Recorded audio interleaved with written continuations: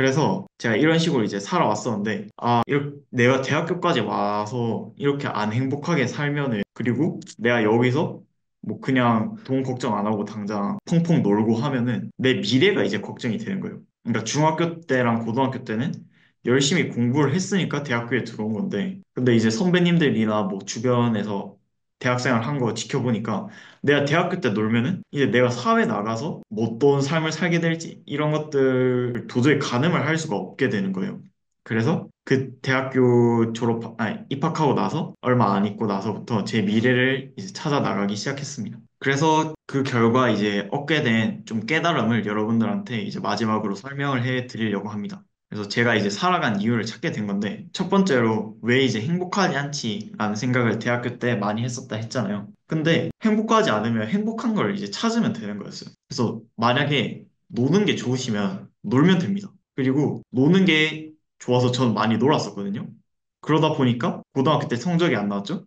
그럼 이제 성적이 안 나오니까 대학교를 못 갈 것 같아서 불안하죠? 그럼 성적이 안 나와서 불안하니까 불안하면 공부를 해요. 그럼 성적이 잘 나오겠죠? 그러면 다시 놀 수 있잖아요. 그러면 행복하게 되는 게 아닌가. 그러면 내가 노는 게 진짜로 좋다면은 노는 거를 행복한 것이라고 생각을 하면 되는 거고. 만약에 내가 뭐 글을 쓰는 게 좋다라고 하면 그 행복한 글을 쓰는 걸 하기 위해서 노력을 하면 되는 거예요. 그리고 무한 경쟁이라 했었잖아요. 대학교도. 경쟁을 즐기면 되는 거예요. 생각해보면 중학교 때랑 고등학교 때는 사실 시험이라든지 그다음에 수행평가 뭐 이런 것들이 하나 삐끗하면은 대학교 가는 게 난이도가 급 상승하잖아요. 그리고 그냥 당연히 시험 잘 보고 수행평가 잘 보고 그다음 뭐 활동 같은 거 많이 채우고 만 하면은 대학교에 갈 수 있으니까 그 하나하나가 너무나도 완벽하게 좋은 성적을 받기 위해서 스트레스를 많이 받았던 거죠. 근데 대학교에 오게 되면은 사실 그런 건 없단 말이에요. 이제 앞으로는 제 인생이고 고등학교랑 중학교 때는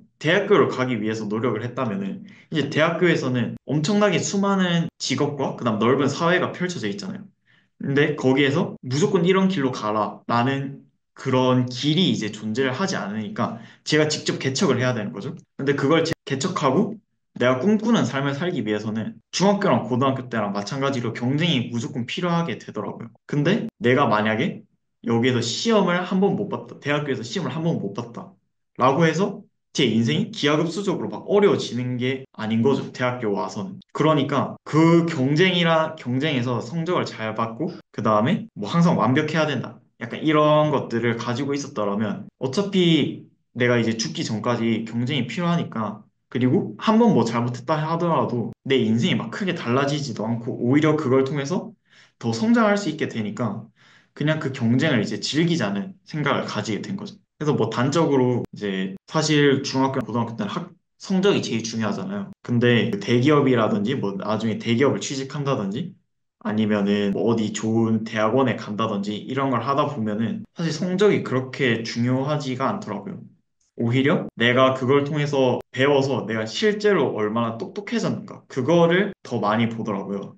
그래서 활동 같은 거, 뭐 예를 들면은 내가 코딩을 배웠으면 코딩이 A 뿔인 사람이랑 코딩이 뭐 이제 B 마이너스인데 근데 코딩으로 프로그램을 만들어서 뭐 실제로 한 10만 회 다운로드를 받게 한 사람이야. 그걸 보면 당연히 10만 회를 다운로드 받은 사람, 그 앱을 만든 사람을 뽑아간다는 거죠, 대기업에서. 그러니까 딱히 경쟁에 그렇게 연연할 필요가 없고 경쟁을 즐기면서 내가 그냥 행복하게 최선을 다해서 일을 하면 된다는 것을 깨닫게 되었습니다. 그리고 마지막으로 낭만도 챙기기 어렵다 했는데 근데 낭만을 챙기기 어려운 게 이게 남을 신경 쓰다 보니까 낭만을 챙기기 어렵더라고요. 뭐 예를 들면은 연애를 하고 싶다. 근데 막 연애하면은 성적 별로 안 좋아지는 것 같던데 막 이런 식으로 주변에서 얘기해서 그런가? 그럼 연애 안 해야겠다. 이렇게 생각하고 그러면 결국에 낭만 못 챙기는 거고 뭐 예를 들면 내가 이번에는 애니메이션을 정주행 해야겠다. 근데 주변에서 야, 너 애니 봐? 오타쿠야? 아니야, 아니야 하면서 그냥 애니 안 보고. 근데 그렇게 하다 보면은 내가 뭔가 하고 싶었던 거였는데 하지를 못하는 거잖아요. 근데 그런 게 쌓이고 쌓이다 보면은 되게 불행해지더라고요. 그냥 내가 하고 싶은 게 있으면은 하면 되는 거였어요. 그게 가장 후회가 남지 않더라고요. 그래서 단적으로 저는 이제 창업에 관심이 있으니까 창업 얘기를 간단하게 해드리자면, 제가 창업은 당연히 이제 뭐 서울대라든지 연세대, 고려대라든지 그렇게 되게 엘리트 집단에서 하는 줄 알았었거든요. 근데 중졸 창업, 그리고 뭐 검정고시 자수성가, 이런 분들이 너무 많은 거예요. 그래서 제가 한 번은 제가 지금 하는 강연처럼 다른 강연에 나갔었는데, 그분이 고졸이셨었거든요. 근데 서울대 합격증은 있어요. 그래서 이게 도대체 무슨 얘기지? 라고 들어보니까 그분은 고등학교 때부터 나는 창업으로 꼭 성공하겠다라는 그런 마인드를 가지고 계셨던 분이셨어요. 근데 이게 한국 사회의 그런 인식상 좋은 대학교를 나오지 않으면은 그러니까 사람들이 고졸이라고 하면 그 인식이 별로 안 좋다는 걸 자기는 느꼈대요. 그래서 그러면은 사실 사람들이 졸업장을 요구하진 않으니까 서울대 합격증만 있으면 되겠네 하고 열심히 공부를 하셔서 서울대 합격을 하신 거예요.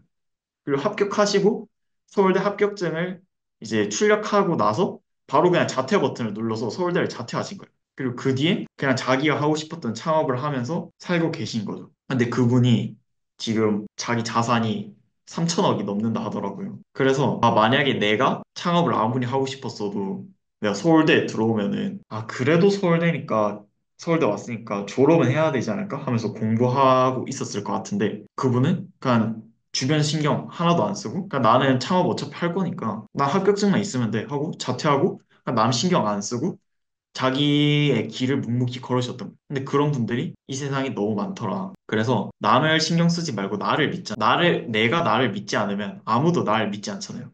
그러니까 나를 믿고 그러니까 내가 하고 싶은 거를 하면 되는 거였어요. 만약에 내가 쉬는 게 필요한 것 같으면은 쉬어도 큰 문제가 없더라고요. 근데 이제 여기에서 쉬는 게 필요한 것 같으면 쉬어도 되더라는데 이제 충동적으로 쉬는 거는 진짜 자제를 하시는 걸 저는 추천을 드려요.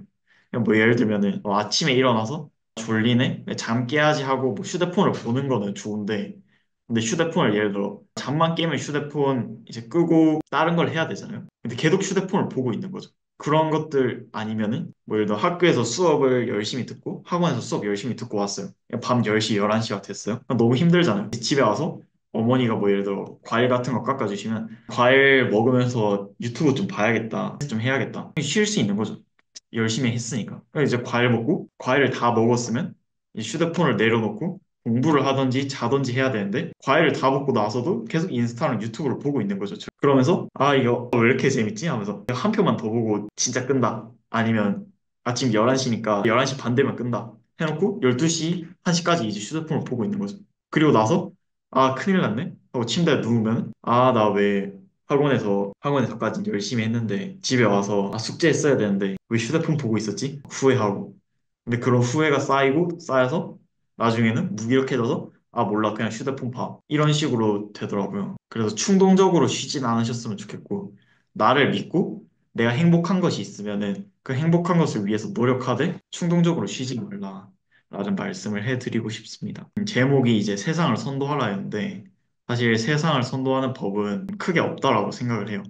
그리고 사실 세상을 선도할 필요도 없다라고 생각해요. 만약에 내가 일론 머스크처럼 그런 세상을 선도하는 사람이 된다는 것 그 자체가 나의 행복이라면 세상을 선도하면 되는 거고, 그렇지 않고 나는 뭐 가정을 소소하게 이뤄서 행복하게 살고 싶다.